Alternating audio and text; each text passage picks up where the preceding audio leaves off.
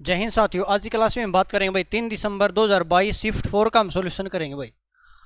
तो आज का पहला क्वेश्चन आप सभी के सामने भाई, यदि 8 अंकों की संख्या है और आपको संख्या दे रखी है, अगर इस संख्या को हम 8 से विभाजित करें तो एक्स वाई के कुल कितने मान संभव होंगे भाई। कि एक्स वाई की जगह हम कितने मान संभव कितने मान ले सकते हैं। देखो कैसे करें भाई। आपको संख्या दे रखी है भाई, क्या दे रखी है भाई कि 1 2 3 4 और 5 6 और हमें दे रखा है भाई एक्स और वाई। क्या दे रखा है? एक्स और वाई। तो हमें एक्स वाई की जगह से कितने मान लेने की संख्या हमारी 8 से विभाजित हो जाए और एक्स वाई के कुल कितने मान संभव होगी ये हमें बताना है। 8 से भाग करने का रूल क्या होता है भाई कि संख्या के अंकों को अगर लास्ट के 3 अंक है ना भाई, अगर हम 8 से भाग करेंगे ना, अगर वे 8 से भाग चले जाएगी संख्या हमारी 8 से डिवाइड हो जाएगी भाई। अब हमें ऐसे युगों में बताना एक्स वाई कितने मान संभव होंगे। तो देखो अगर मैं यहाँ पे एक्स और वाई की जगह 0 लेता हूँ भाई, एक्स की जगह 0 लूँ, वाई की जगह 0 लूँ, तो हमारे पास लास्ट में बचा 600 और 600 को अगर मैं 8 से भाग दूंगा तो 8 7 56 8 5 40 हो जाएगा। इसका मतलब ये जो 600 है ना हमारा, ये संख्या 8 से भाग जाएगी, ये संख्या 8 से भाग जाएगी। लेकिन क्वेश्चन ने पूछा एक्स वाई कितने मान यहाँ पर संभव हो सकते हैं भाई। अगर पहली संख्या हमारी 600 है भाई, 8 से भाग जाएगी, इससे आगे इसमें 8 जोड़ देंगे भाई, ये 608 आ जाएगा। इससे आगे 8 जोड़ेंगे भाई, 8 कितना आ जाएगा भाई 616 हो जाएगा। और इसी प्रकार लास्ट लेंगे ना भाई तो यहाँ से कितना आएगा भाई 696 आ जाएगा। लास्ट कितना आ जाएगा भाई 696, क्योंकि 12 8 96 हो जाएगा। तो लास्ट वाला भाई 700 से पहले हमारा 696, ये संख्या 8 से भाग जाएगी। क्लियर भाई। तो यहाँ से देखो भाई, पहली संख्या पहला मान हमारे पास 600 जी, फिर 608 है, फिर 616 है, और इसी प्रकार ना भाई अगर हम इसी प्रकार आगे चलेंगे ना भाई, इसी प्रकार आगे, तो हमारे पास मान कितना आएगा भाई एक 696 आ जाएगा। तो हमें बताना है टोटल कितने मान है भाई। अगर हमें टोटल नंबर ऑफ टर्म निकालनी है ना भाई, अगर हमें टोटल नंबर ऑफ टर्म निकालेंगे, कैसे निकालेंगे भाई कि लास्ट टर्म माइनस के फर्स्ट टर्म कर देंगे। लास्ट टर्म जी 696 है, इसमें से पहली टर्म घटा देंगे भाई और डिफरेंस से भाग देके 1 जोड़ देंगे, और इनका डिफरेंस 8 का है तो 8 से भाग देंगे और 1 जोड़ देंगे, हमारे पास टोटल नंबर ऑफ टर्म आ जाएंगे भाई। तो यहाँ से घटाऊंगा कितना 696 बचेगा, और 96 को 8 से भाग देंगे 12 बचेगा, 12 और कितना आएगा भाई 13 आ जाएगा। तो टोटल टर्म कितने आ जाएंगे भाई, एक्स वाई कितने पेयर संभव हो जाएंगे भाई 13 आ जाएगा। ऑप्शन नंबर बी आपका राइट आंसर हो जाएगा, सही जवाब हो जाएगा। क्लियर है भाई। चलो नेक्स्ट क्वेश्चन पर चलते हैं। अगला क्वेश्चन कहता है भाई 4 और 7 से विभाज्य 3 अंकों वाली सबसे बड़ी संख्या ज्ञात करने में क्या होगी। 3 अंकों की सबसे बड़ी संख्या लेनी है। अब ऑप्शन भी सबसे बड़े पर चलो भाई। सबसे बड़ा इसमें जी 990 है के 4 से भाग जाता, 4 से भाग करने का रूल होता है भाई, लास्ट के 2 डिजिट 4 से भागना चाहिए, ये 4 से भाग नहीं जाएगा, ये ऑप्शन कट चुका भाई। इसके बाद अगर हम इसको लें भाई 980 किलो भाई, अगर 980 को लूँ 4 से भाग जाएगा, बिल्कुल जाएगा भाई, और 7 से भाग जाएगा, 7 एकम 7 और 2 बचेगा भाई 7 चौकेटा, ये ऑप्शन हमारा बिल्कुल सही हो जाएगा। तो 4 और 7 से विभाजित 3 अंक वाली सबसे बड़ी संख्या कौन सी हो जाएगी भाई 980 आपका राइट आंसर हो जाएगा, सही जवाब हो जाएगा। क्लियर है भाई। चलो नेक्स्ट क्वेश्चन पर चलते हैं। अगला क्वेश्चन कहता भाई कि सेब की कीमत 20% की वृद्धि की जाती है, फिर 20% की कमी की जाती है, तो शुद्ध प्रतिशत कमी क्या होगी ये मैं बताना भाई। कि अगर किसी वस्तु में उतने परसेंट वृद्धि की जाए, उतने परसेंट कमी की जाए ना, तो उस केस में हमेशा क्या होगी भाई कमी होगी, उस केस में हमेशा क्या होगी कमी होगी। और कैसे निकालेंगे भाई, देखो एक फॉर्मूला होता है भाई एक्स प्लस वाई, प्लस में एक्स वाई बटे 100 ले लेंगे, अगर कमी है तो माइनस से ले लेंगे, वृद्धि है तो प्लस ले लेंगे। अब यहाँ से 20% की वृद्धि हुई है तो ये ले लेंगे भाई 20 प्लस में 20 हो जाएगा, और कमी है तो माइनस के 20 हो जाएगा, और माइनस में 20 गुणा में 20 बटे 100 हो जाएगा भाई। अब इस 20 से 20 कट जाएगा, यहाँ से काटो तो 2 0 कट, यहाँ पे आज ही माइनस 4%, और माइनस सिर्फ यही डिनोट करेगा भाई कमी हुई है। माइनस क्या डिनोट करेगा कि कमी हुई है, तो हम कह देंगे जी 4% की कमी आई। कितनी कमी आई भाई 4% की कमी आ जाएगी। ऑप्शन नंबर आपका पहला राइट आंसर हो जाएगा। क्लियर भाई। या दूसरा तरीका अप्लाई करें भाई, देखो परसेंटेज से कैसे करेंगे, फ्रैक्शन से 20% 1/5 होता भाई। अगर 5 की वस्तु का मूल्य 1/5 था भाई कि 20% 1/5, और वृद्धि हुई तो 1 से कितना 5 से 6 हो जाता भाई, ठीक है। फिर 20% कमी होती भाई, इसका मतलब जी 5 से कितना हो जाता भाई 4 हो जाता भाई।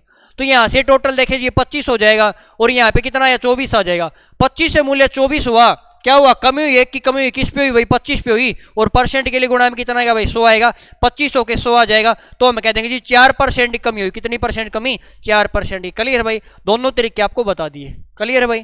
चलो अगले क्वेश्चन पर चलते हैं। एक बेईमान व्यापारी है, ग्राहकों को कहता है कि वह अपनी वस्तुएं क्रय मूल्य पर बेचता है, लेकिन गलत वजन का प्रयोग करके 12.5% का लाभ कमाता है। तो वह यहाँ पे कर लेना भाई, तो वह 1 किलोग्राम के बदले, यहाँ पे क्वेश्चन कंप्लीट है क्या भाई, हाँ 1 किलोग्राम भाई, यहाँ पे 1 कर लेना भाई कि वह 1 किलोग्राम वजन के लिए वह कितने ग्राम का उपयोग करता है ये बताना। देखो दुकानदार के इसमें क्रय मूल्य क्या होगा भाई, दुकानदार है ना भाई जितने सामान के रुपए लेगा ना भाई हमसे वो उसका विक्रय मूल्य होगा। दुकानदार जितने सामान के रुपए लेगा हमसे वो हमारा विक्रय, उस दुकानदार का विक्रय मूल्य होगा। और जितना सामान दुकानदार देगा ना भाई वो उसका क्रय मूल्य हो जाएगा। अगर यहाँ पे कॉस्ट प्राइस और सेलिंग प्राइस की बात करूँ भाई, मैं क्या करूँ कि वो ना भाई रुपए तो हमसे जी 1 किलोग्राम का वजन करता है, इसका रुपए से हमसे 1 किलोग्राम के लेगा तो सेलिंग प्राइस दुकानदार का हो जाएगा जी 1000 ग्राम हो जाएगा। क्लियर भाई। लेकिन क्रय मूल्य क्या होगा, जितना सामान देगा वो उसका क्रय मूल्य हो जाएगा। अब सामान तो हमें नहीं पता कितना देगा, हमने मान ली सामान एक्स देगा। क्लियर भाई, सामान तो जी एक्स ग्राम देगा, ठीक है। और क्वेश्चन में कहता भाई फिर भी ना वो जी 12.5% का लाभ कमाता है। और 12.5% कितना होता भाई, 1/8 होता जी। 12.5% 1/8, इस बात का मतलब जी अगर 8 रुपए की वस्तु है ना वो 9 रुपए में बेचता भाई। 8 रुपए की वस्तु कितने में बेचा भाई, 9 रुपए में। हमें एक्स का मान निकालना, कैसे निकाले देखो, अभी यहां से जी 1000 ग्राम सामान देता है और क्वेश्चन में कहता जी 9 कि 1000 यूनिट का मान 9 है भाई। 1000 यूनिट का मान तो जी 9 है और हमें तो किसका निकालना, 8 यूनिट एक्स का मान निकालना है, हमें 8 यूनिट का मान निकालना भाई। क्लियर है ना भाई, किसका मान निकाला भाई, 8 यूनिट का मान निकाला, गुणा में 8 कर देंगे भाई। कितना कर देंगे, गुणा में 8 कर देंगे। हमें यहाँ से पता चल जाएगा उसने कितने ग्राम तो लिया जाएगा भाई, 8000/9 आ जाएगा तो 9 8 72 आ जाएगा, 9 8 72 आएगा, 9 8 72 आ जाएगा तो 888.8 ग्राम आ जाएगा। कितना आ जाएगा भाई, 888.8 ग्राम आएगा। क्लियर भाई, क्या बात समझाई भाई, दुकानदार जितने सामान के रुपए लेगा ना भाई वो दुकानदार का विक्रय मूल्य हो जाएगा और जितना सामान दुकानदार देगा वो उसका क्रय मूल्य हो जाएगा। अब दुकानदार ने सामान तो हमें नहीं पता कितना दिया लेकिन उसने रुपए तो 1000 ग्राम के लिए हैं और रुपए लिए तो इसका विक्रय मूल्य है। और क्वेश्चन में कहता है जी 12.5% लाभ पे बेचेगा, 8 की वस्तु 9 में बेचता है, यहाँ पे 1000 में बेचता, 1000 9 का मान हमें 8 का मान निकालना है तो कितना आएगा भाई, 888.8 ग्राम आएगा। क्लियर भाई, चलो अगले क्वेश्चन पर चलते हैं। एक कुर्सी का अंकित मूल्य 2400 रुपए है जो क्रय मूल्य से 20% अधिक है। यदि कुर्सी पर अंकित मूल्य 10% डिस्काउंट दिया जाए तो लाभ परसेंट क्या हो ये हमें बताना है। अगर यहाँ पे मूल्य नहीं दे रखा तो भी कर सकते हैं भाई। कैसे देखो, क्रय मूल्य से 20% अधिक अंकित करता है एमआरपी। अगर हमारे कॉस्ट प्राइस है ना भाई अगर जी 100 है तो वो एमआरपी ना हो वस्तु का एमआरपी अंकित करता है जी 120। अगर अंकित मूल्य एमआरपी करता है 120 अंकित, फिर कहता है जी 20% डिस्काउंट देता है। यहाँ पे कितनी डिस्काउंट, 10% जी। और डिस्काउंट हमेशा किस पे मिलेगी भाई, एमआरपी में मिलेगी। अगर 10% डिस्काउंट देगा भाई, यहाँ पे 10% डिस्काउंट दे देगा तो कितने में बेचेगा वस्तु को, 12 में 108 आ जाएगा तो वस्तु का सेलिंग प्राइस तो 108 आ जाएगा। यहाँ पे 10% डिस्काउंट दी वस्तु 90 में बेची, सेलिंग प्राइस 108 आ जाएगा। हमें बताना है कि कितना लाभ हुआ। अब वस्तु खरीदी 100 रुपए में थी और बेचे 108 में तो कितने का प्रॉफिट कमाया जी, 8% का प्रॉफिट कमाया। तो ऑप्शन नंबर बी आपका राइट आंसर हो जाएगा, सही जवाब हो जाएगा। क्लियर है भाई, चलो नेक्स्ट क्वेश्चन पर चलते हैं। अगला क्वेश्चन देखो क्या कहता है, एक राशि साधारण ब्याज पर 30% की दर से 7 वर्षों में 15,500 रुपए हो जाती है भाई। ये हमारा अमाउंट है, मिश्रधन है। तो 7 वर्षों का कुल ब्याज हमें बताना कितना होगा। देखो अगर हमारे पास रेट ऑफ इंटरेस्ट 30% है जी, अगर रेट ऑफ इंटरेस्ट 30% है और 7 वर्षों में कितना ब्याज मिलेगा जी, ये ब्याज मिलेगा 210। ये हमारा सिंपल इंटरेस्ट हो जाएगा जी, 210% ब्याज मिलेगा। क्लियर भाई। लेकिन यहाँ पे तो राशि अमाउंट है, मिश्रधन दे रखे आपके पास। मिश्रधन कैसे निकालेंगे, अगर हमारा जी प्रिंसिपल 100% है भाई, कितने परसेंट है जी 100%, ये हमारे पास है भाई ब्याज। अगर मैं हमारे पास अमाउंट क्या होता है भाई, अगर जी प्रिंसिपल के अंतर्गत मैं ब्याज ऐड कर दूं तो हमारा क्या जाए, मिश्रधन आ जाएगा। प्रिंसिपल तो जी हमारा 100% है और उसके अंदर मैं 210 ऐड कर दूं, ये हो जाएगा 310, ये हमारा मिश्रधन हो जाएगा। क्वेश्चन में मिश्रधन कितना दिया भाई, क्वेश्चन में मिश्रधन दिया 15,500 है ना, वो किसका मान है भाई, 15,500 है ना जी, किसका मान है, वो 310 का मान है। 15,500 है, मान किसका भाई, 310 का मान है। गुणा में कितना करेंगे, हमें निकालना क्या भाई, अगर हमें प्रिंसिपल निकालना 100 से गुणा कर देते, लेकिन हमें प्रिंसिपल नहीं निकालना, हमें क्या निकालना है, हमें निकालना है 7 वर्षों का कुल ब्याज बताना है। अब 7 वर्षों का कुल ब्याज कितना जी, 210 है तो 210 का मान निकाल दो भाई। क्लियर भाई, यहां से काटो भाई, 1 0 से जी हमने 1 0 काट दी। क्लियर भाई। अब 31 से काटो, 31 से कटेगा जी 5 पे कटेगा, यहाँ पे 500 हो जाए, गुणा में 21 है, 21 पंजे होता जी 105 और 2 0 साथ में 2 0 लगा दी तो कितना आ जाएगा भाई, 10,500 आ जाएगा, जो कि आपका राइट आंसर हो जाएगा, सही जवाब हो जाएगा। क्लियर है भाई। चलो नेक्स्ट क्वेश्चन पर चलते हैं। अगले क्वेश्चन में कहता भाई कि सी के वेतन पर उसके वेतन का 1/4 कर है। सी के वेतन पर उसके वेतन का जितना भी सी का वेतन है ना भाई, इनकम है, उसका 1/4 टैक्स आपका कर है। फिर कहता है उसकी बचत वेतन के 1/3 है। उसकी जो बचत है, सेविंग है, वो उसका जो इनकम है उसका 1/3 है। पूछा क्या भाई, व्यय और बचत का अनुपात है, बताना क्या हुआ। एक बात बताओ भाई, क्या मैंने उसकी वेतन मान लिया भाई, मैंने उसकी इनकम मान ली भाई, कितनी मान ली इनकम, देखो क्वेश्चन 1/4 कर है और 1/3 क्या है भाई, उसकी बचत पे वेतन कर है। अब क्या करो, जिसका आसानी से आप 1/4 निकाल सको और 1/3 निकाल सको, मैंने क्या किया भाई, मैंने वेतन को 12 मान लिया। वेतन क्या किया, 12 मान लिया। क्वेश्चन में कहता है कि जो सी का वेतन है ना, उसके वेतन का 1/4 कर है भाई। अगर यहाँ पे मैं टैक्स लिखूं, ये टैक्स हो जाएगा, ये सेविंग हो जाएगा भाई, ठीक है ना भाई, ये बचत हो जाएगा। तो देखो भाई, अगर टैक्स 1/4 है, अगर वेतन 12 है जी, और 12 का अगर 1/4 टैक्स है भाई, इसका मतलब 1/4 अगर 3 टैक्स है भाई, क्लियर है, ठीक है। फिर कहता जी उसकी बचत वेतन के 1/3 है, तो सेविंग है ना वो कितना, बचत वेतन कितने, 1/3 है, तो जी 4 है, क्लियर भाई। अब 4 और 3 7 हो जाएगा, तो इसने खर्च कितना किया भाई, इसने खर्च कितना किया, एक्सपेंडिचर आ जाएगा भाई, यहाँ पे उसका एक्सपेंडिचर कितना आ जाएगा जी, 5 आ जाएगा। कि टोटल आय 12 थी, 3 रुपये टैक्स दे दिए, 4 रुपये उसने क्या किया भाई, बचत कर ली, तो खर्च कितना किया, एक्सपेंडिचर आपका कितना, 5 हो जाए, 5 और 4 9 3 12 आ जाएगा, क्लियर भाई। क्वेश्चन में क्या पूछा वो देखो, व्यय और बचत का अनुपात हमसे पूछा है। अब व्यय तो हमारे पास जी कितना भाई, खर्च तो जी 5 है, और बचत कितनी भाई, बचत तो जी कितनी 4 है, तो हमसे यही अनुपात पूछा था, तो कितना आ जाएगा भाई, 5:4 आ जाएगा। हमसे व्यय का किसका पूछा भाई, कि वेज एक्सपेंडिचर और सेविंग है ना भाई, उसका रेशियो पूछा, तो कितना आएगा भाई, 5 और 4 आ जाएगा, क्लियर है भाई। आगे चले, चलो भाई नेक्स्ट क्वेश्चन पर चलते हैं। अगला क्वेश्चन देखो क्या कहता है, ए और बी अलग अलग है, वो किसी काम को करते हुए एक काम को 10 और 16 दिन में करते हैं। यदि वे एक दिन के लिए बारी बारी से काम करते हैं, तो ए द्वारा काम शुरू किया जाए तो कार्य कितने दिन में होगा भाई, कार्य कितने दिनों में पूरा होगा, ये हमें बताना है। अल्टरनेट वाला क्वेश्चन लगभग हर शिफ्ट में आ रहा है भाई आपके, है ना। तो अल्टरनेट वाला क्वेश्चन सिंपल सा तरीका बता रखा है, क्या भाई, सबसे पहले तो आप इनके एफिशिएंसी निकालो जी। ए काम को 10 दिन में करता है और बी काम को करता है 16 दिन में। यहाँ से हम एलसीएम लेंगे और इनका एलसीएम कितना आ जाएगा, 80 आ जाएगा। 10 से भाग दूं 8 आ जाएगा, 16 से भाग दिया 5 आएगा। हमने यहाँ से एफिशिएंसी निकालनी ए और बी की। क्वेश्चन में कहता है भाई यदि वे बारी बारी से काम करें, ए के द्वारा शुरू किया जाए। अब काम की शुरुआत कौन करेगा, ए करेगा। अब काम की शुरुआत करेगा ए। अब देखो पहले दिन ए काम करेगा जी, फिर बी काम करेगा, फिर ए करेगा, फिर बी के, इसी प्रकार काम करेंगे ना भाई। तो ए करेगा जी 8 काम, ए कितने काम करेगा जी, ए कर देगा 8 काम, बी करेगा 5 काम, फिर 8 करेगा, फिर 5 करेगा। कि हर 2 दिन में ना कितना काम करते हैं, देखो जी 2 दिन में काम करते भाई 13 काम करते हैं, यहाँ पे भी 2 दिन में 13, तो इस प्रकार का टाइम ज्यादा लगे। तो हमने यहाँ से देखा जी 2 दिन में काम करते 13, और काम कितने करने भाई, 80 करने हैं। तो यहाँ से 6 से गुणा कर दूं मैं, 13 × 78 होगा, क्योंकि 7 से करेंगे ना तो ज्यादा हो जाएगा, लेकिन ज्यादा नहीं करने, कम करो भाई यहाँ से। तो यहाँ पे 78 आएगा, इसको 6 से गुणा करूँ भाई 12 आ जाएगा। कि 12 दिन में जो 78 काम हो गए, लेकिन काम तो करने 80। अब बारी किसकी आएगी, हर विषम दिन एक ही बारी आएगी।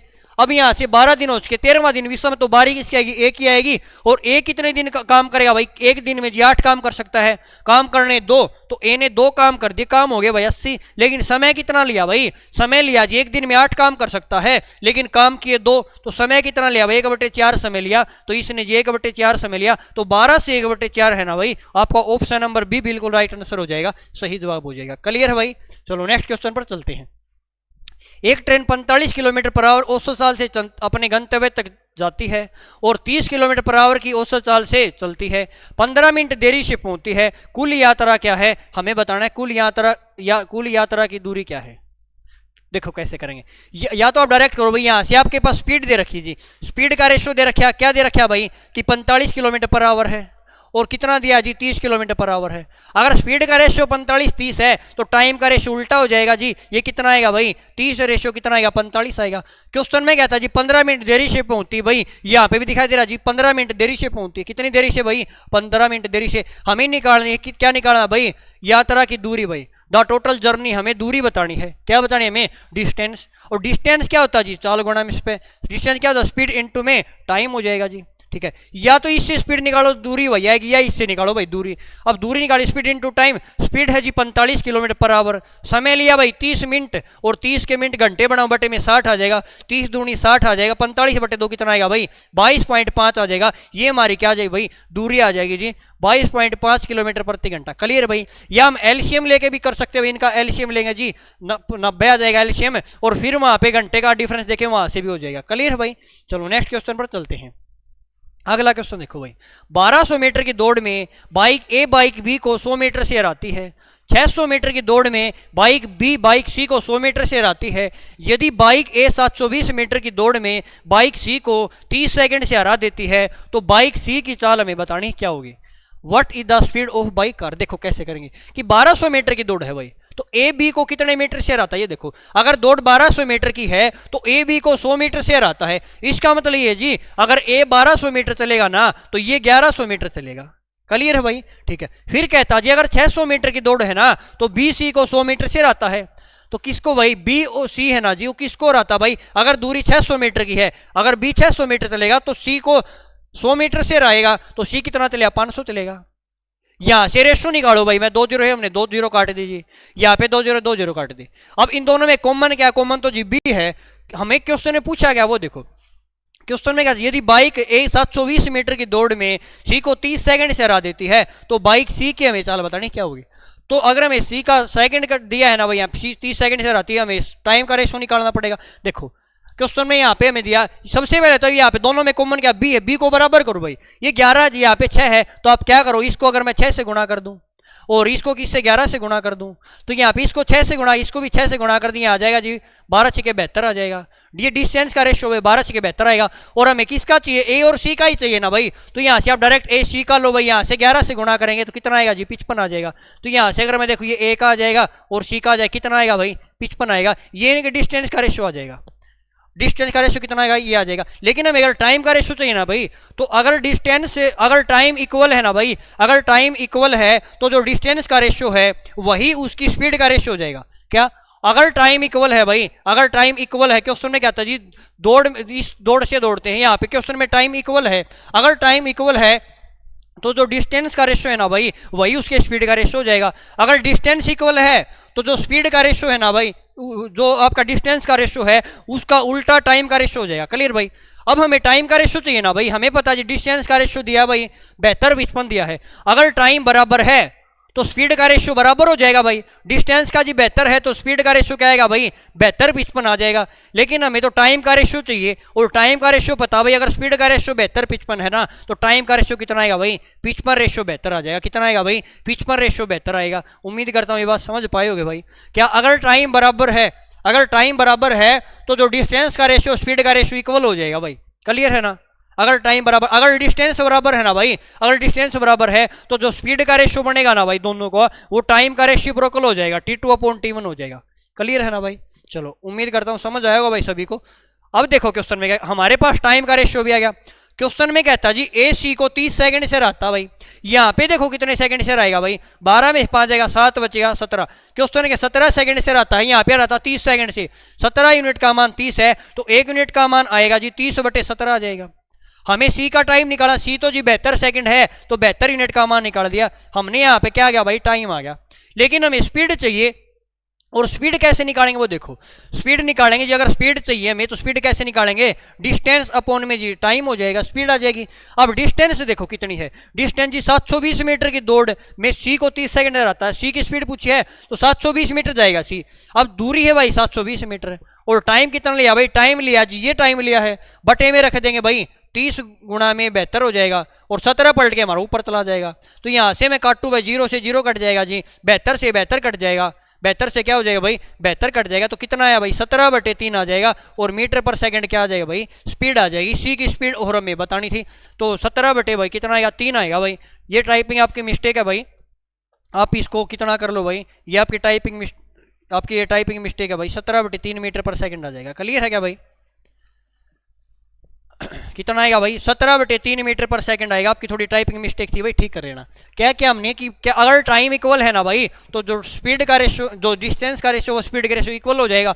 यही हमने कहा, इसमें जो ऊपर वाले में अगर टाइम बराबर है तो जो डिस्टेंस का रेशो भाई उसके स्पीड का रेशो होगा। और स्पीड का रेशो में पता भाई टाइम का रेशो उल्टा होता जी, हमने उल्टा कर दिया। यहाँ पे 17 सेकंड है रहा था, क्वेश्चन में 17 यूनिट का मान 30 है, 1 का मान 30/17 आएगा। लेकिन हमें सी का टाइम चाहिए 72 सेकंड है, तो 72 का मान निकाल दिया हमने, यहाँ से टाइम आ जाएगा। लेकिन हमें निकालें स्पीड, स्पीड होती है दूरी बटे में टाइम, दूरी 720 मीटर और टाइम लिया भाई ये बटे में टेक, कितना आएगा भाई 17/3 मीटर पर सेकंड आ जाएगा। ऑप्शन नंबर आपका पहला है ना, जो कि बिल्कुल राइट आंसर हो जाएगा, सही जवाब हो जाएगा। क्या सभी को क्लियर है? अगर क्लियर है तो नेक्स्ट क्वेश्चन पर चलते हैं। अगला क्वेश्चन देखो भाई क्या कहता है। ये आपका टेलीग्राम चैनल है भाई, टेलीग्राम चैनल है भाई, इसको ज्वाइन कर लेना भाई। जितने भी हम सॉल्यूशन करवा रहे हैं एग्जाम, ये प्रैक्टिस सेट भाई जो आपके सीजीएल वाले हैं, तो इनका सॉल्यूशन वहाँ पे मिल जाएगा भाई आपको। तो यहाँ पे टेलीग्राम चैनल आप सर्च करोगे तो भी मिल जाएगा, डिस्क्रिप्शन में आपको लिंक मिल जाएगा। और ये आपका यूट्यूब चैनल है भाई, बिंटू सर मैथ्स यूट्यूब चैनल, तो इसको सब्सक्राइब कर लेना। चलो नेक्स्ट क्वेश्चन पर चलते हैं। अगला क्वेश्चन देखो भाई क्या कहता है। अगले क्वेश्चन नहीं कहता भाई कि x + y z के बराबर दिया है जी, और what is the value of, हमें इसका मान बताना है क्या होगा। तो या तो आप क्या करो, अगर हमारे पास वैल्यू ना भाई x + y + z 0 के बराबर दिया है ना भाई, तो यहाँ पे आप वैल्यू पुट कर सकते हो। क्या भाई कि x का मान 1 पुट कर लिया जी, y का मान 1 पुट कर लिया और z का मान -2 पुट कर लिया, तो इसका लिए 0 के इक्वल आ जाएगा भाई। तो या x की जगह 1 पुट करो, y की जगह 2 1 पुट करो, y की जगह क्या करो 1 पुट करो, z की जगह 2 पुट कर दो।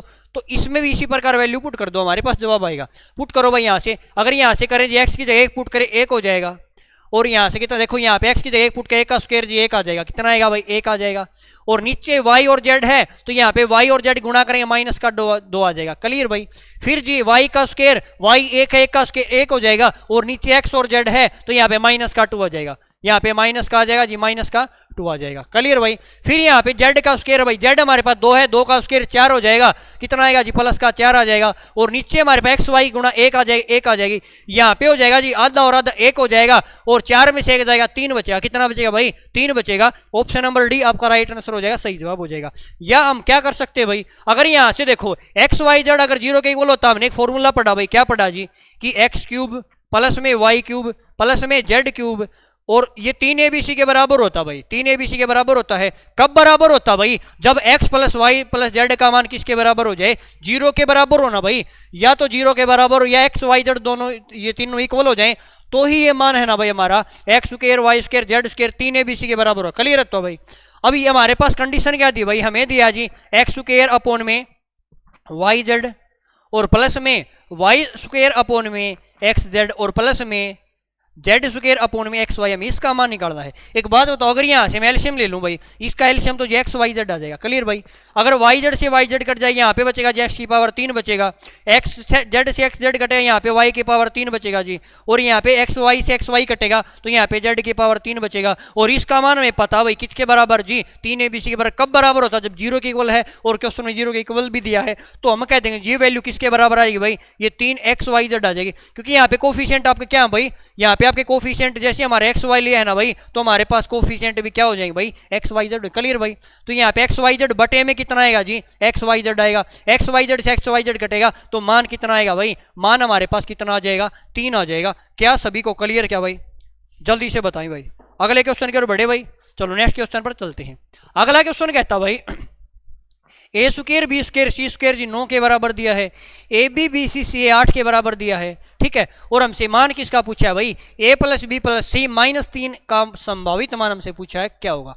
कैसे करेंगे देखो, हमें एक फॉर्मूला पता भाई क्या जी, कि अगर a + b + c का अगर मैं स्क्वायर करूं, ये बराबर होता भाई कि a² प्लस में b² प्लस में c² प्लस में 2ab + के bc और प्लस के सी ए के बराबर होता भाई। सिर्फ वैल्यू पुट करने में, कुछ नहीं करना। तो यहाँ पे अगर मैं वैल्यू पुट करूँ जी, कैसे करेंगे देखो, अगर यहाँ पे वैल्यू पुट करें देखो, ABC² का मान जी 9 दिया है, यहाँ पे हमने 9 पुट किया, प्लस में इसका मान 8 है, इसका मान 8 8 दूनी 16 हो जाएगा, 16 और 9 कितना आएगा 25 आ जाएगा, 16 और 9 कितना आएगा जी 25 आ जाएगा। तो यहाँ पे मैं मान निकालना भाई a + b + c और स्क्वायर दूसरी साइड रूट में चला जाएगा, तो 25 किसका रूट होता जी 5 का, तो ये 5 के बराबर आएगा a + b + c का मान। हमें मान तो इसका बताना, तो इसकी जगह 5 पुट करेंगे, 5 - 3 कितना आएगा भाई 2 आ जाएगा। तो ऑप्शन नंबर डी आपका राइट आंसर हो जाएगा, सही जवाब हो जाएगा। क्लियर है भाई। चलो भाई अगले क्वेश्चन की ओर बढ़े। चलो नेक्स्ट क्वेश्चन पर चलते हैं। अगला क्वेश्चन देखो क्या कहता है, एम एक्स प्लस में N is a factor of, कि ये आपको इक्वेशन दिया एम एक्स प्लस एन, इनमें से किसका एक गुणनखंड है, किसका एक फैक्टर है। अगर ये फैक्टर है तो हम जीरो के बराबर पुट करेंगे। मैं कहता हूं भाई एम एक्स है प्लस में एन अगर जीरो के बराबर है तो यहाँ से हमें एम एक्स का मान कितना आएगा भाई, माइनस का एन आ जाएगा जी। अगर हमें एक्स का मान चाहिए तो यह आ जाएगा एन अपॉन में एन। तो एक्स का मान आप इस इक्वेशन में पुट करो भाई, और जी स्क्वायर जीरो के बराबर भाई हमारा जवाब हो जाएगा। अगर पहली इक्वेशन में पुट करो भाई, देखो एम स्क्वायर और एक्स स्क्वायर भाई, यहाँ से अगर मैं पुट करूँ भाई पहली इक्वेशन में तो यहाँ से एम स्क्वायर हो जाएगा और यहाँ पे एन स्क्वायर अपॉन में एम स्क्वायर हो जाएगा भाई। क्लियर है भाई। तो यहाँ से अगर एम स्क्वायर एन स्क्वायर हो जाएगा तो यहाँ पे हमारे पास एम स्क्वायर से तो एम स्क्वायर कट जाएगा, लेकिन यहाँ पे माइनस का एन स्क्वायर बनेगा और माइनस का एन के स्क्वायर प्लस का एन स्क्वायर कट जाएगा, लेकिन हमें तो वैल्यू चाहिए भाई इसकी। यहाँ पे फिर करेंगे ये तो इससे कट जाएगा भाई वहाँ पे, देखो मैं करके ही बता देता हूँ भाई कैसे कर कह रहा हूँ मैं कि एम स्क्वायर भाई यहाँ पे, ठीक है। अब यहाँ पे एक्स स्क्वायर है और या एक्स की जगह में ये पुट करना तो ये आ जाएगा जी माइनस का एन स्क्वायर और अपॉन में एम स्क्वायर आएगा और प्लस में 2n, एक्स की जगह में पुट करना जी माइनस का n और अपॉन में कितना आ जाएगा भाई, m आ जाएगा और वहाँ पे कितना भाई एन स्क्वायर है। अब यहाँ से पुट कर काटो भाई, देखो एम स्क्वायर से एम स्क्वायर कट जाएगा, यहाँ पे आएगा जी एन स्क्वायर, वहाँ पे एन स्क्वायर ये कट जाएगा, तो यहाँ पे कितना बचा भाई, यहाँ से जी 2n स्क्वायर बचा भाई। कितना बचा भाई, यहाँ पे बटे में कितना बचे, m बचे, जीरो के इक्वल नहीं है भाई, तो हमारा पहला ऑप्शन नहीं होगा भाई। क्लियर है। चलो नेक्स्ट ऑप्शन पर चलते हैं भाई। अगला ऑप्शन हमने पुट किया भाई, अगले ऑप्शन में पुट करेंगे भाई। देखो अगले ऑप्शन में अगर मैं पुट करता हूँ जी, ये हो जाएगा एम स्क्वायर हो जाएगा भाई और गुणा में एक्स स्क्वायर, एक्स की जगह इसका स्क्वायर करेंगे तो ये हो जाएगा जी माइनस का एन स्क्वायर हो जाएगा, नीचे एम स्क्वायर हो जाएगा प्लस में 2m और n की जगह माइनस का हो जाएगा भाई, यहाँ पे गुणा में जी माइनस का n हो जाएगा भाई, यहाँ पे कितना आएगा जी माइनस का n आ जाएगा और अपॉन में m आएगा और प्लस में कितना आएगा भाई, प्लस में जी n स्क्वायर आएगा। क्लियर भाई। तो यहाँ से देखो एम स्क्वायर से एम स्क्वायर कट जाएगा, यहाँ पे बचेगा जी एन स्क्वायर बचेगा। ठीक है भाई। यहाँ से अगर मैं इससे काटूँ भाई, ये कट जाएगा हमसे, यहाँ पे कितना बचेगा जी, यहाँ पे माइनस माइनस हो जाएगा भाई आपका, ये कितना आ जाएगा माइनस का 2n स्क्वायर हो जाएगा भाई, माइनस का 2n स्क्वायर हो जाएगा भाई और प्लस का कितना आएगा भाई, n स्क्वायर हो जाएगा। ठीक है ना भाई। और यहाँ पे हमने क्या किया भाई, एम स्क्वायर और n स्क्वायर हो जाएगा प्लस का आपका n का मान किसका भाई, यहाँ पे हमारे पास वैल्यू स्क्वायर करेंगे तो वैल्यू प्लस में हो जाएगी भाई। ये वाली संख्या है ना भाई हमारी, पहले वाली प्लस में हो जाएगी, क्योंकि जब इसका स्क्वायर करेंगे ना भाई हम कि माइनस n है, अगर हम इसका स्क्वायर करेंगे प्लस में हो जाएगा जी, एन स्क्वायर अपॉन में एम स्क्वायर हो जाएगा। तो यहाँ पे देखो एन स्क्वायर प्लस का और एन स्क्वायर कितना आएगा, 2n स्क्वायर हो जाएगा, 2n स्क्वायर में से 2n स्क्वायर जाएगा, कितना बचेगा भाई, 0 बचेगा। तो ऑप्शन नंबर बी आपका राइट आंसर हो जाएगा, सही जवाब हो जाएगा। क्लियर है भाई, समझ में आ गया। क्योंकि यहाँ पे हमारे पास जो एक्स की वैल्यू स्क्वायर में, तो इसका प्लस हो जाएगा, ये वैल्यू प्लस हो जाएगी हमारे एन स्क्वायर और एन स्क्वायर, 2n स्क्वायर में से 2n स्क्वायर जाए, 0 बचेगा। क्लियर भाई। चलो नेक्स्ट क्वेश्चन पर चलते हैं। अगला क्वेश्चन कहता है भाई कि त्रिभुज एबीसी में एसी माध्यिका है भाई बीई की, एक ट्रायंगल एबीसी भाई, एक त्रिभुज है भाई एबीसी, एक त्रिभुज है, हमने एक ट्रायंगल ली कि एबीसी, ठीक है, और बीई है ना भाई, बीई पर काटती भाई, और बीजी 12 सेंटीमीटर, एक बी और ई है ना भाई एसी के माध्यिका भाई, ये ई है। ठीक है भाई। और जी इसका क्या भाई, केंद्रक है। जी क्या है भाई इसका, जी सेंट्रोइड है भाई, केंद्रक है, ये जी है। अगर ये इसकी माध्यिका है ना भाई, तो माध्यिका है ना भाई किस रेशो में काटती भाई, ये जी 2:1 रेशो में काटेगी। किस रेशो में, 2:1 रेशो में काटेगी अगर माध्यिका है तो। क्लियर भाई। आगे क्वेश्चन में कहते हैं बीजी की लंबाई 12 सेंटीमीटर है और हमें बताना बीई किसके बराबर होगा। हमें क्या बताना, बीई, हमें बीई का मान चाहिए भाई, पूरा क्या मान होगा, लेकिन क्वेश्चन में बीजी का मान दिया जी, बीजी का मान, और बीजी का मान क्वेश्चन में कितना दिया भाई, 12 दिया है। इसका मतलब जी अगर ये 2 का 6 गुना है ना भाई, क्योंकि 2 यूनिट का मान हमारा 1 का मान 6 आएगा, तो ये भी हमारी 6 हो जाएगी भाई। हमें पूरा मान बताना बीजी का मान, तो पूरी कितनी हो जाएगी भाई, ये हो जाएगी जी बीजी प्लस में जी ई हो जाएगा। अब बीजी हमारे पास जी 12 है और जी कितनी भाई 6 है, तो कितनी आ जाएगी टोटल 18 आ जाएगी। तो ऑप्शन नंबर बी आपका राइट आंसर होगा, सही जवाब। क्लियर भाई। क्योंकि जो माध्यिका है ना भाई ऐसी, ये जो बीई है ना भाई किस रेशो में काटे हुए, केंद्रक पर यहाँ पे 2:1 रेशो में काटेगी। क्वेश्चन में जी बीजी का मान तो 12 दिया है, यहाँ पे 2 है, 2 यूनिट का मान 12, 1 का मान 6 आएगा, तो यहाँ पे 1 का मान 6 और बी की लंबाई बतानी, टोटल जोड़ दें कितना आएगा, 18 आ जाएगी। क्लियर है भाई। चलो नेक्स्ट क्वेश्चन पर चलते हैं। अगला क्वेश्चन में कहता है भाई दिए गए त्रिभुज का अध्ययन करना, बीसी की लंबाई बतानी क्या होगी। हमें क्या बताना भाई, बीसी की लंबाई बतानी क्या होगी। देखो अगर हमारे पास 30 डिग्री दे रखा है ना भाई, तो आप हमें आपने आई डिस्टेंस में पढ़ा होगा भाई, अगर यहाँ पे डायरेक्ट अगर आपको एंगल 30 डिग्री देता ना भाई, तो 30 डिग्री के सामने वाला रेशियो आप याद करो, डायरेक्ट 30 डिग्री के सामने वाली भुजा 1 होती है जी, और जो बेस होता है वो √3 होता है भाई, और ये वाली भुजा कितनी 2 होती है। क्लियर ना भाई कि 30 डिग्री के सामने वाली भुजा 1 हो जाएगी, ये वाली 30 हो जाएगी, ये 2 हो जाएगी। कैसे हो जाएगी, या तो आप tan वाला यूज करें वो बताऊंगा मैं। देखो ये वाली 30 है जी, इसके सामने वाली भुजा 1 हो जाएगी, और ये वाली √3 हो जाएगी, ऊपर वाली हो जाएगी 2। क्वेश्चन में कहता जी ऊपर वाली तो जी 10 है, इसका 2 यूनिट का मान 10 है, तो 5 गुना है जी, कितना गुना है 5 गुना है, तो आप इसको भी 5 गुना कर दो, 1 का 5 गुना कितना आएगा भाई 5 आ जाएगा, तो बीसी की लंबाई कितनी आएगी भाई 5 आएगी। क्लियर भाई, क्योंकि अगर यहाँ पे tan थीटा का जिक्र ना भाई कि tan 30 डिग्री जी, tan क्या होता है परपेंडिकुलर अपॉन बेस हो जाएगा, परपेंडिकुलर हमारा जी बीसी है, और यहाँ पे बेस कितना भाई एसी है जी, tan 30 हमारा जी 1/√3 होता है भाई, और ये बराबर है किसके भाई बीसी अपॉन में एसी के बराबर है। अब बीसी का मान तो जी 1 है, बीसी का मान 1 यूनिट है, और एसी का मान कितना √3 है। अगर ये 1 है ये √3 है भाई, और ये यहाँ पे 90 डिग्री, तो समकोण त्रिभुज है भाई। तो ये वाली अगर हमें कर्ण निकालना है तो इसका स्क्वायर प्लस इसका स्क्वायर का रूट ले देंगे, तो यहाँ पे 3 का स्क्वायर 1, 3 का √3 का स्क्वायर 3, और 1 का स्क्वायर 1 3, और 1 4 का रूट 2 आ जाएगा, तो ये हमारा 2 हो जाएगा। और क्वेश्चन में 2 यूनिट का मान तो 10 दिया है, तो 1 यूनिट का मान 5 आ जाएगा, और हमें 1 यूनिट का मान निकालना है तो कितना आएगा भाई 5 आ जाएगा। क्लियर है भाई, चलो नेक्स्ट क्वेश्चन पर चलते हैं। क्वेश्चन में कहता जी बीपी क्यू है ना भाई, क्या भाई आपकी ये आपकी सर्वांग समत्रिभुज है भाई, ठीक है। और क्वेश्चन में दिया है भाई, क्या दिया है भाई आपका एंगल ए है भाई बराबर है 1/3 एंगल आर बराबर एंगल एस, और क्यू का मान है बताना क्या होगा। अगर ये है ना भाई आपके क्या है भाई आपके समरूप हैं भाई, क्या है आपके, अगर ये समरूप है ना भाई सिमिलर हैं, ठीक है ना भाई, तो यहाँ पे हमें क्या पता भाई कि जो इनका एंगल है ना भाई, एंगल का रेशियो बराबर हो जाएगा भाई, क्योंकि यहाँ पे भुजाओं का रेशियो भी बराबर होगा तो एंगल का रेशियो बराबर हो जाएगा।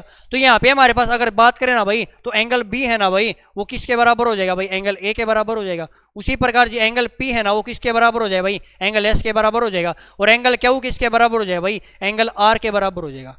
क्लियर है भाई कि सिमिलर होती है ना भाई उसके अंदर आपके तीनों कोणों का योग बराबर हो जाएगा भाई सिमिलर में। क्लियर है भाई, और जो साइड का रेशियो हो जाएगा ना भाई वो साइड के रेशियो उनका इक्वल होता है भाई। अगर मैं यहाँ पे ये ट्रायंगल है भाई और इसके सिमिलर है भाई, तो ये वाली भुजा का रेशियो इसके बराबर, इसका रेशियो इसके बराबर, इसका रेशियो इसके बराबर, जो कोण है ना भाई ये वाले कोण है ना भाई ये इन कोणों के बराबर हो जाएंगे। क्लियर है ना भाई, तो यहाँ पे देखो भाई अब क्वेश्चन में पूछा क्या है, मैं रेशियो एंगल का रेशियो बराबर दिया भाई। क्वेश्चन में रेशियो दिया जी एंगल ए है, एंगल ए बराबर है वो 1/3, और एंगल आर बराबर दिया हुआ एंगल एस के बराबर। क्लियर भाई, तो यहाँ से अगर मैं देखूँ ना भाई, अगर यहाँ से क्या देखे जी, अगर यहाँ से के बाद देखूँ अगर हमें angle A ratio angle R और रेशियो एंगल एस डायरेक्ट देखे तो यहाँ पे दे रखा भाई ये जी एक रेशियो है, ये 3 है और 1 है। क्लियर भाई, लेकिन हमें पता भाई एक ट्रायंगल होती है ना जी उस त्रिभुज के तीनों कोणों का 180 डिग्री होता भाई, और यहाँ पे क्वेश्चन में रेशियो क्या दिया भाई 1 3 और 1 दिया है। अब हमें निकालना क्या, वो देखो हमें एंगल क्यों निकालना है जी, क्या निकालना क्यों निकालना है, यहाँ पे देखो क्यू किसके बराबर आर के बराबर है। इसका मतलब अगर मैं आर का मान निकाल लूँ ना वही हमारा क्यू के बराबर आ जाएगा भाई। क्लियर है ना, क्योंकि आर वाला एंगल जी क्यू के बराबर है, तो यहाँ पे किसके बराबर आएगा भाई, यहाँ से अगर मैं क्यू का मान निकाल लूँ तो आर का मान बराबर हो जाएगा भाई। ठीक है, तो यहाँ से देखो 1 और 3 4 और 1 5, एंगल तो जी 5 है, और हमें पता जी एंगल कितना त्रिभुज का 180 डिग्री होता भाई, 5 यूनिट का मान 180 डिग्री, एक का मान कितना आएगा 36 आएगा जी, एक का मान 36 आ जाएगा। तो हमें आर का मान चाहिए 36 थी, कितना आएगा भाई 36 से गुणा कर देंगे, 36 से 108 डिग्री आ जाएगा जी। हमें आर का मान पता चला 108 डिग्री है, और क्यू और आर बराबर है तो कितने डिग्री आ जाएगा भाई क्यू का मान भी जी 108 डिग्री आ जाएगा। ऑप्शन नंबर आपका पहला बिल्कुल राइट आंसर हो जाएगा, सही जवाब हो जाएगा। क्लियर है भाई, ठीक है ना भाई, क्योंकि अगर कॉन्ग्रुएंट है भाई, ये क्या है भाई ये कॉन्ग्रुएंट है भाई, और सिमिलर दो प्रकार के होता है भाई, कॉन्ग्रुएंट होता है भाई सिमिलर होता है। ठीक है ना भाई, चलो आगे चलें भाई, नेक्स्ट क्वेश्चन पर चलते हैं। अगले क्वेश्चन में कहता जी एक समान वृत्त जिनमें से प्रत्येक की त्रिज्या 30 सेंटीमीटर है एक दूसरे को इस प्रकार प्रतिच्छेद करते हैं कि उनमें से प्रत्येक की परिधि है ना एक दूसरे केंद्र से होकर गुजरता है, तो प्रतिच्छेद क्षेत्र का क्षेत्रफल हमें बताना क्या होगा। देखो भाई ध्यान से समझना भाई, इंपॉर्टेंट क्वेश्चन है। क्वेश्चन ये कहता जी, क्या कहता वो देखो, एक आपके पास ये है जी वृत्त और एक आपके पास ये है। ठीक है भाई, दोबारा बनाता हूं भाई, ये वाला ये बड़ा हो गया भाई थोड़ा, एक सेकंड रुकना भाई। ठीक है भाई, ये है भाई, ये थोड़ा हमारा छोटा हो गया, कोई बात नहीं। देखो समझाता हूँ भाई मैं, ये यहाँ पे इसका सेंटर है भाई, यहाँ पे इसका सेंटर है। अब एक दूसरे सेंटरों से होकर गुजरता भाई, ठीक है भाई। अब क्वेश्चन ये कहता भाई, क्या कहते, देखो प्रत्येक की त्रिज्या 30 सेंटीमीटर है, अगर इसकी रेडियस यहाँ पे हो जाएगी, ये 30 सेंटीमीटर है, ये 30 सेंटीमीटर हो जाएगी भाई। यहाँ से इसकी देखिए ये भी 30 सेंटीमीटर हो जाएगी।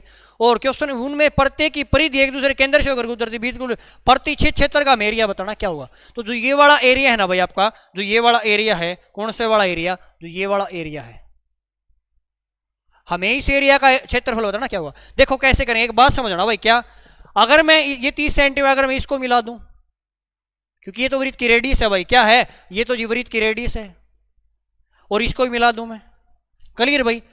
ये 30 सेंटीमीटर ये वृत्त की रेडियस, ये भी 30 सेंटीमीटर हो जाएगी, ये वाले 30 सेंटीमीटर नीचे मिला दूं अगर मैं, ये भी 30 सेंटीमीटर। एक बात बताओ, तीनों भुजाएं बराबर 30 सेंटीमीटर 30 सेंटीमीटर, अगर तीनों भुजाएं बराबर हैं तो इनके कोण भी बराबर होंगे। इसका मतलब ये यहाँ पे जो ट्रायंगल बनेगी ना, इक्विलेटरल ट्रायंगल बनेगी।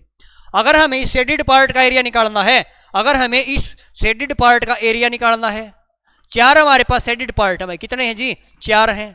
अगर 4 शेडेड एरिया का निकाल लूं मैं, 4 इनका जो शेडेड एरिया, 4 शेडेड एरिया है ना भाई, अगर मैं इनका एरिया निकाल लूं, और प्लस में हमारे पास ये एक तो इक्विलेटरल ट्रायंगल ये है भाई, समबाहु त्रिभुज, और एक नीचे वाली है, प्लस में 2 इक्विलेटरल ट्रायंगल का अगर मैं एरिया जोड़ दूं, अगर हमें इनका एरिया अगर मैं जोड़ दूं, तो हमारे पास क्या आ जाएगी, पूरे शेडेड पार्ट का एरिया आ जाएगा। क्या ये बात क्लियर है भाई। देखो एक बात बताओ भाई, क्या यहाँ पे अगर मैं यहाँ पे ये वाला देखता हूँ भाई, अगर यहाँ पे देखूं तो एंगल तो 60 डिग्री, ये वाला एंगल कितना भाई, 60 डिग्री। अगर एक यहाँ पे वृत्त है भाई, अगर यहाँ पे वृत्त है, अगर यहाँ पे अगर एंगल 60 डिग्री है भाई, ये वाला एंगल क्या है भाई, 60 डिग्री है जी, ठीक है। अगर मैं इस सेक्टर का एरिया निकालता हूँ भाई, किसका एरिया जी, सेक्टर का एरिया, क्योंकि यहाँ पे अगर देखे ना भाई, अगर इसको भूल जाओ आप इस वृत्त को, अगर यहाँ से मैं देखूँ ना भाई, देखो ध्यान से समझना भाई, दोबारा समझाता हूँ एक बार, क्या देखो अगर यहाँ से मैं देखूँ भाई, देखो अगर इसको मिला दूँ मैं, ये यहाँ वाला देखो भाई, तो ये हमारे पास एक सेक्टर बनेगा भाई। क्या बनेगा जी, हमारे पास ये वाला है जो अगर देखे ना अच्छी प्रकार, ये सेक्टर बनेगा।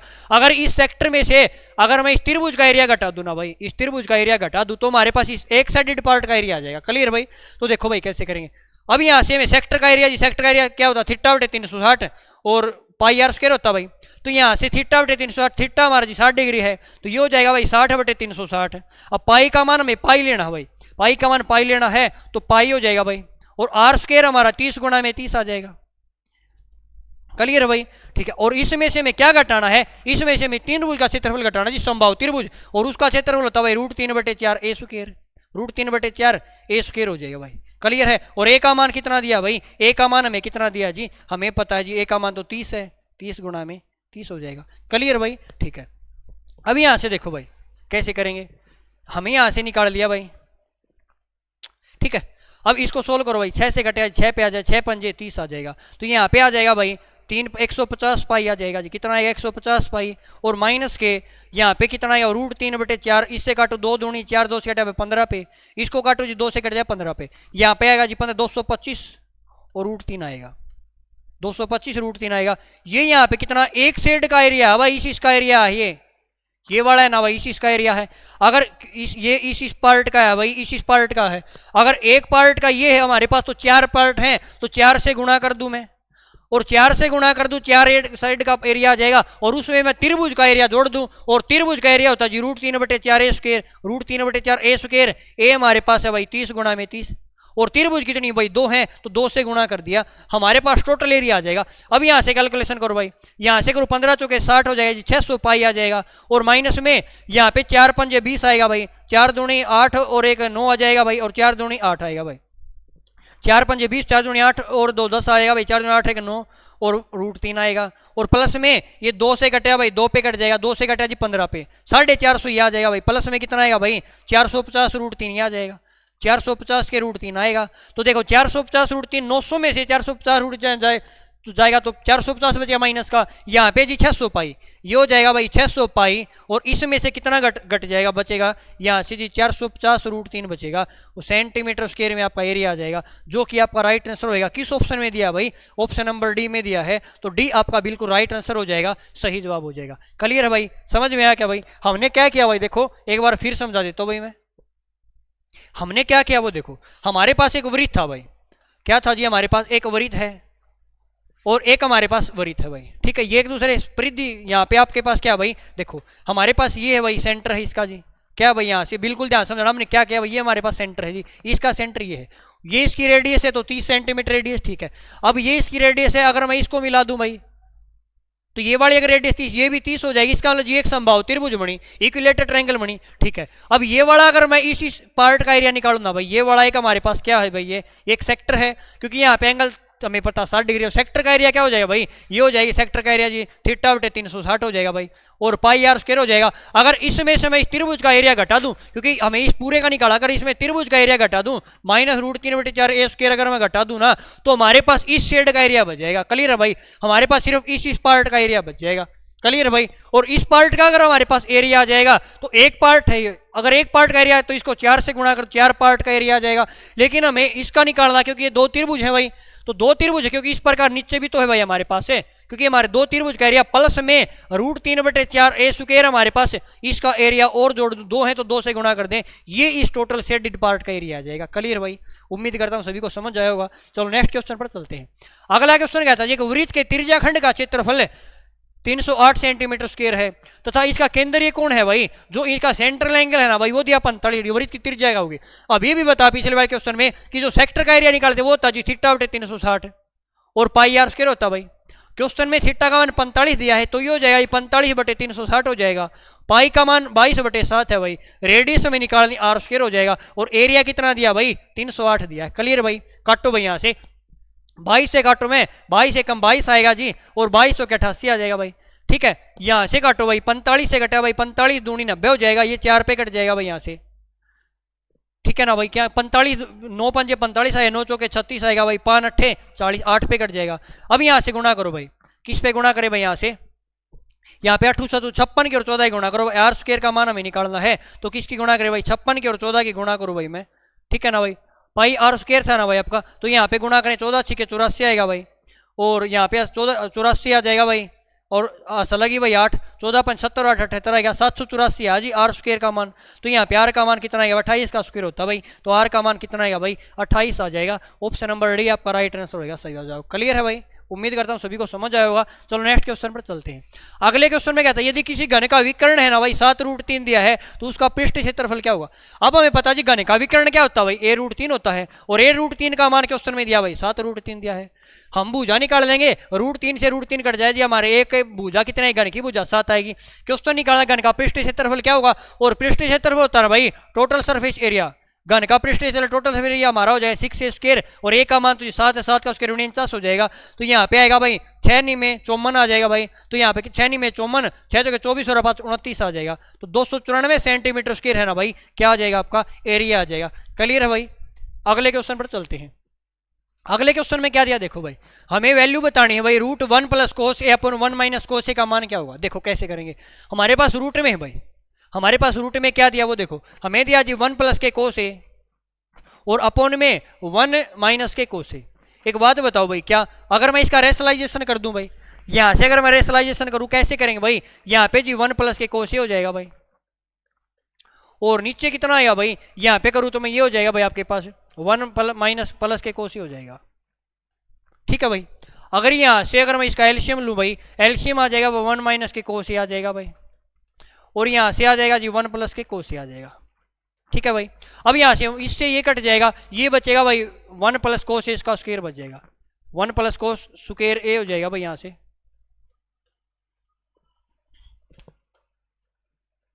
क्योंकि इसके साथ गुणा करेंगे हो जाएगा जी cos a का स्क्वायर, ठीक है भाई। और यहाँ पे ये गुणा में है भाई आपका, ठीक है। यहाँ पे ऊपर इस प्रकार समझो चाहिए भाई, हमें एलसीएम भी क्यों लेना है,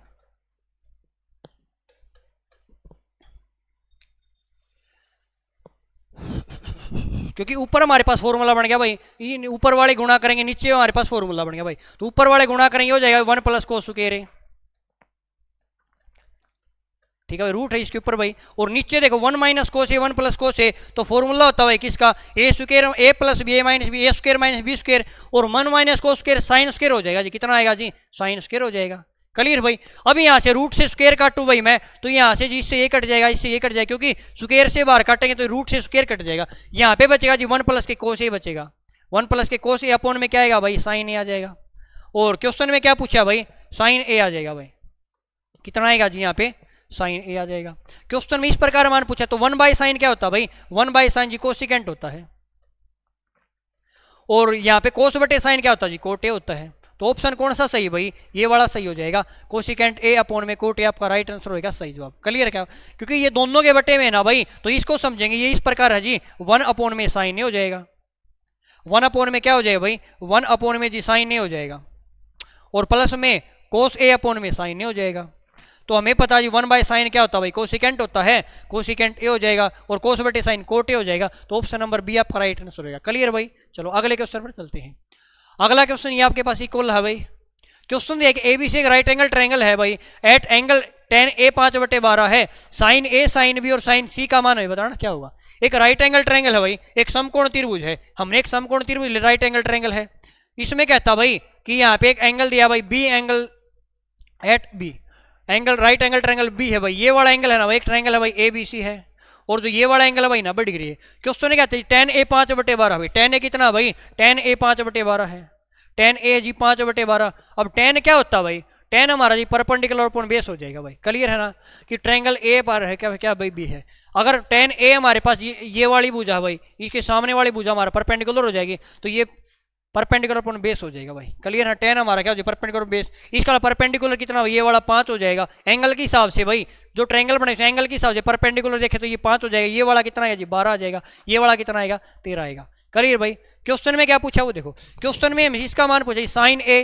अब साइन ए हमारे पास जी क्या होता है जी, परपेंडिकुलर अपॉन में बेस हो जाएगा। अगर साइन ए पूछा क्या वो देखो भाई, साइन ए प्लस में साइन बी और प्लस में साइन सी का मान पूछा हमें क्या होगा। क्लियर भाई, तो साइन ए देखो भाई, साइन ए वाला ये जी, और इसके सामने वाली परपेंडिकुलर होती है, साइन होता है जी परपेंडिकुलर पर हाइपोटेनस भाई।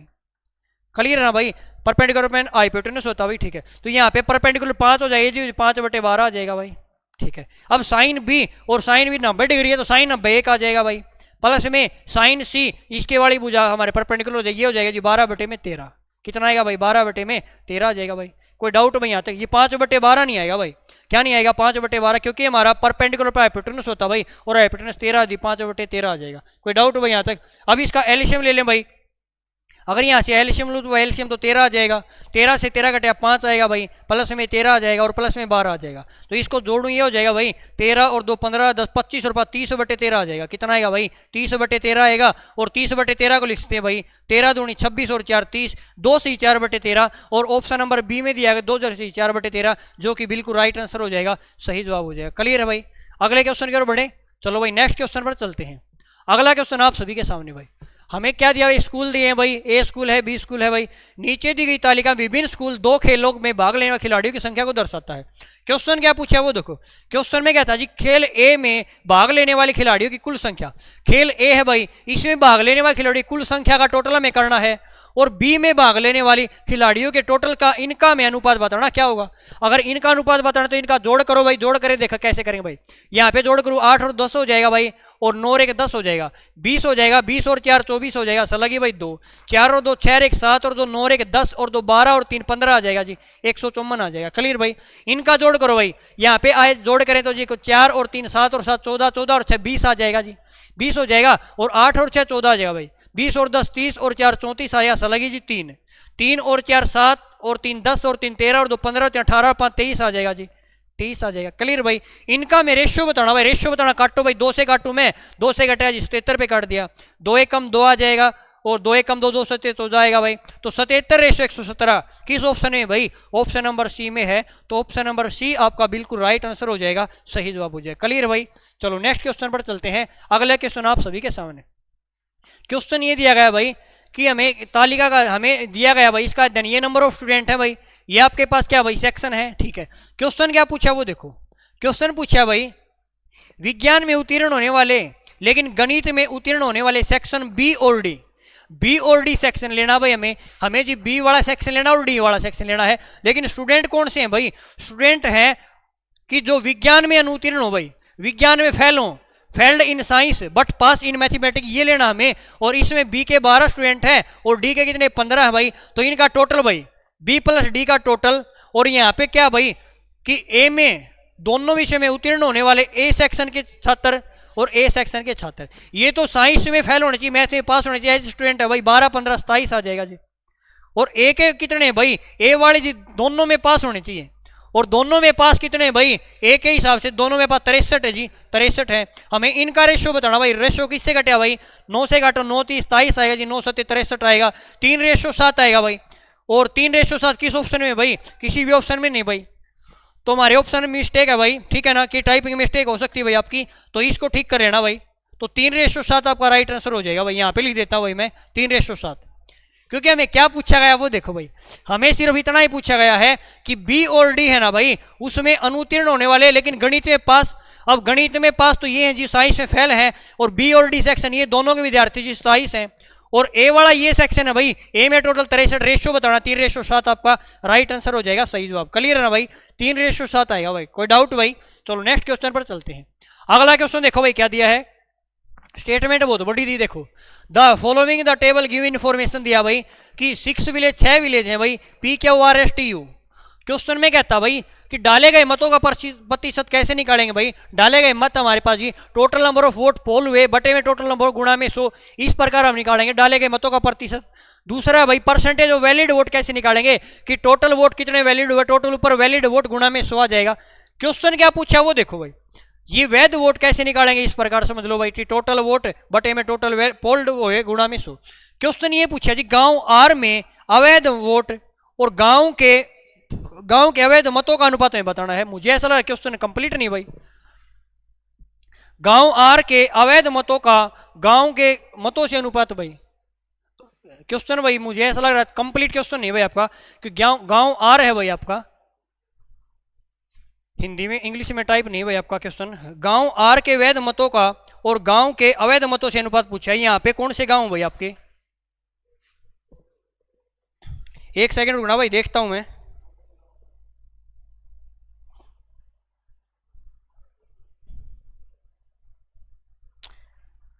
एक सेकंड रुकना भाई।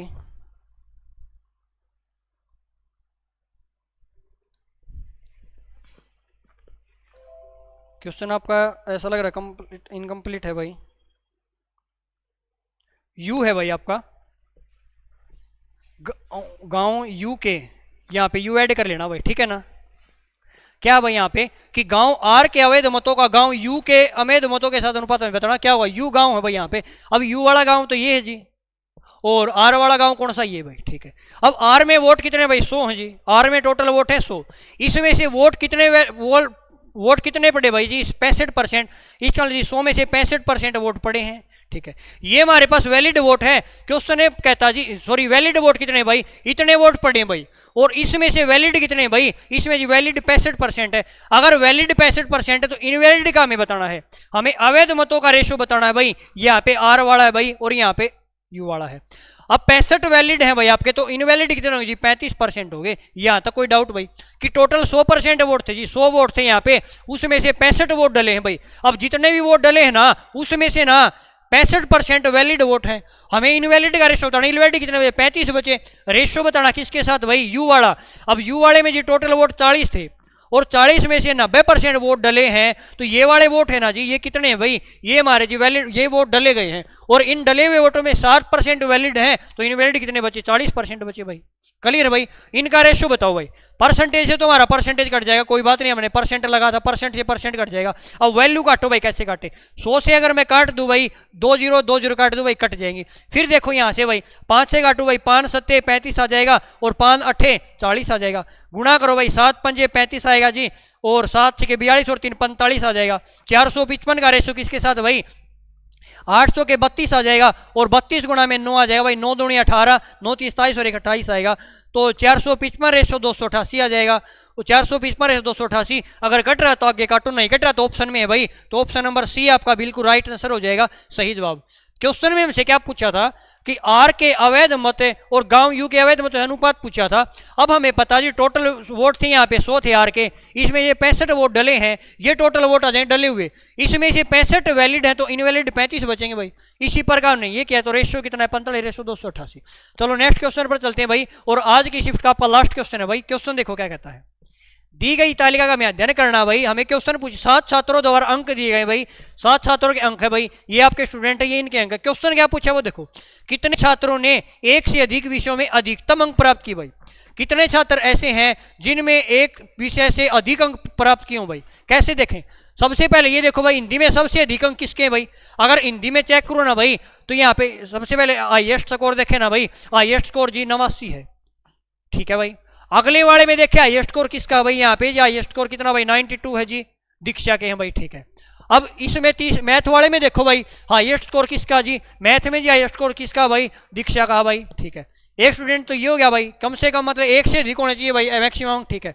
अब फिजिक्स की बात करें, इसमें हाईएस्ट स्कोर किसका भाई, इसमें अम्मी का है भाई, ये ले लिया भाई, ठीक है। अब केमिस्ट्री की बात करें, सबसे हाईएस्ट स्कोर किसका भाई, ये कुणाल का है भाई, कुणाल ले लिया।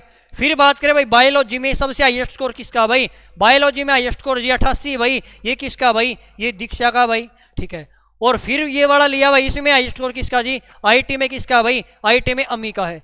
क्वेश्चन क्या पूछा भाई, क्वेश्चन एक से अधिक विषयों में अधिकतम प्रतिशत में बताना है किसका है, अधिकतम अंक किसके हैं भाई, अधिकतम अंक प्राप्त कितने भाई। अब देखो ये तो एक विषय है भाई, ये पहले तो एक दीक्षा है जी जिसने अधिकतम कितने विषय हैं भाई, 3 विषयों में अधिकतम अंक है, और दूसरा कम से कम 2 तो होने चाहिए, एक से अधिक होने चाहिए भाई, 2 होने चाहिए। एक आपके पास कौन है भाई, अमी है, ठीक है ना भाई, तो कौन से भाई, इसके 98 जी और इसके 98 है भाई, तो आपके 2 स्टूडेंट है भाई, तो 2 आपका राइट आंसर हो जाएगा, ऑप्शन नंबर सी आपका बिल्कुल राइट आंसर हो जाएगा, सही जवाब हो जाएगा।